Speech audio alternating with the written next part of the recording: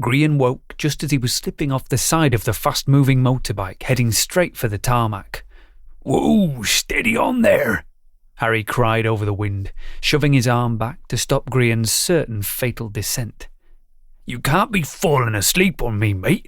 I warned you the last time." Yes, right," Grian mumbled groggily. He looked over at Shelli and Knack, her fox, sleeping in the sidecar of another motorbike nearby, and wished for a minute he could join them. Trying to stay awake on the back of this metal death machine was proving a struggle. Their journey so far had been long. They'd left Hopper City, in southern Babbage, hours previously, and zipped in a motorbike cavalcade up through the Hopper and Turing districts, passing dying landscapes. Nature wilted at pace under the frosts that now settled across the land since the sun turned half dark. Grian could handle looking at the devastated landscapes. He'd almost gotten used to it. Nature had been dying for a long time before he'd even cared, before he'd met his wild friend Shelli. It was even before their adventure began.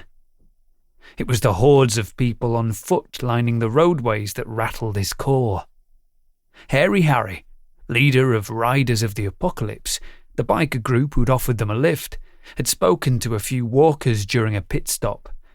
"Since another part of the sun went out, they're scared, Grian, and their cars and scooters can't be charged now that the power grid keeps dropping, so lots have taken to their feet instead."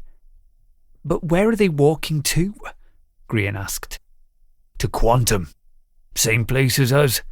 They want answers. They've woken up to Howard Hansom's lies," Harry shouted over the roar of the engine. "It's a good thing. You're changing the world, Grian. You kids are giving us all hope." Grian tried to feel positive like Harry, but if he and his friends were changing the world, they didn't seem to be doing a very good job. Most of the people walking the roads looked terrified, others angry and more sad. Parents held their children's hands like lifelines or carried them crying in their arms. Unlike what Harry had said, not a single person looked hopeful. Maybe knowing Howard Hansom was stealing the sun to somehow save his friends and that the world was on the brink of death wasn't a good thing. If the end of the world was coming anyway, maybe people were better off not knowing the truth.